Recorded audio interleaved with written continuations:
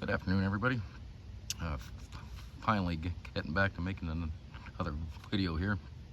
Apologize, I've been absent for a while here, but had a little incident with my back.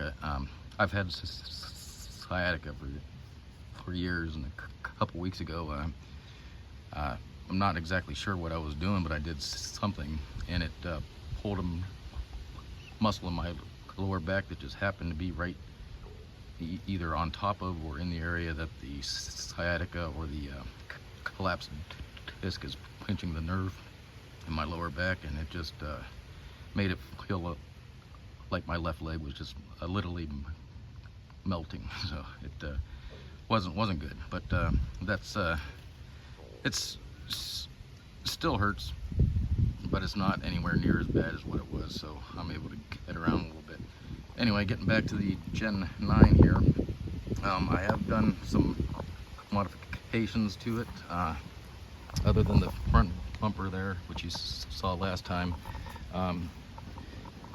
During the October 8th and 9th, I think, Amazon had their deal day. I found this bumper, so I just decided to give it a try, and it's on there okay. It's not perfect. It was a little bit loose. Had to add some shims in there up underneath to get it to tighten up really good. But it does hold a wheel on there. It is metal, although it looks like plastic, but it's not. It's metal.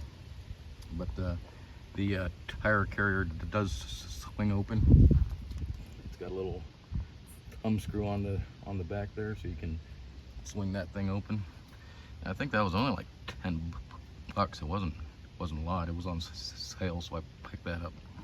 But on top of that, let me get this open here. Although having that on there does make it a little hard to get the body off as easy as it was. Come on, let go. There we go. So I had put in the Homes Hobby. I know the wiring looks messy at the moment because, of course, if I didn't have issues, it just wouldn't be right. So I put in the Homes Hobby Polar Pro with the Mamba X, and before I hooked everything up, I had to order the Castle link because their USB Castle link,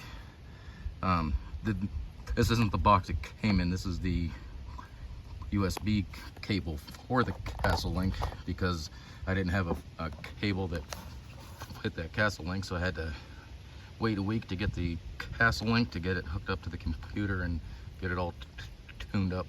And once I got it all tuned up, the receiver became unbound with the redcat transmitter, so that quit working.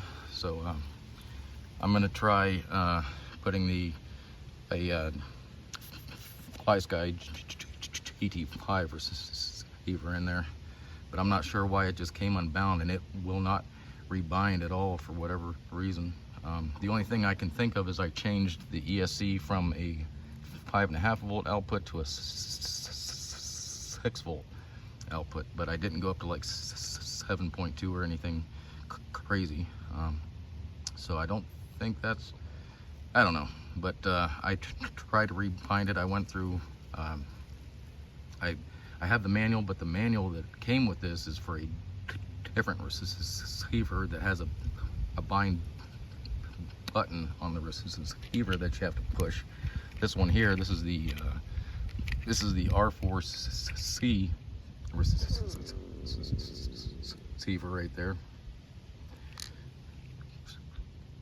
But I downloaded the manual for that, and went through that a couple times, and it will not rebind at all. So the other issue that I have with this is because with the ESC, this Mamba here, because this body has an interior, it doesn't have a ton of room under there, and with those wires hanging out, you can't just bend those over. So this really doesn't fit in there. I can get it to kind of fit if I lay it on the side like that, but that's not right either. And I'm just not happy with how everything's working out right now. So I'm gonna just go ahead and get a Hobbywing 1800 SV or SE 2-in-1. Just drop that in here and change out the receiver to a Flysky. So this will be the fourth or fifth truck I have on that Flysky GT5. I'm not sure what happened with this, but that thing will not. The LED comes on, but it doesn't talk to the transmitter at all. So that's what's going on with this. So I'm going to put a Hobbywing SE 1800 in there, and we're going to bypass. We'll take this Polar Pro out and the Mamba X out, and we'll put it in something else that has a little bit more room underneath, and something that doesn't have an interior in it. And we'll go ahead and put the Fusion SE in here and go from there, and that should clear it up. The rear bumper did come with lights. I don't have that all plugged in yet because I'm still trying to get the rest of it working. But anyway, just a really quick update where this thing's at. It looks good. It's a great little truck when it works. Of course, it worked before I started screwing with it, but anyway, that's where we're at. I think that tire carrier and the rear bumper on that thing looks pretty nice on there. Nothing crazy, but that's about it. Thanks for watching. Catch you next time.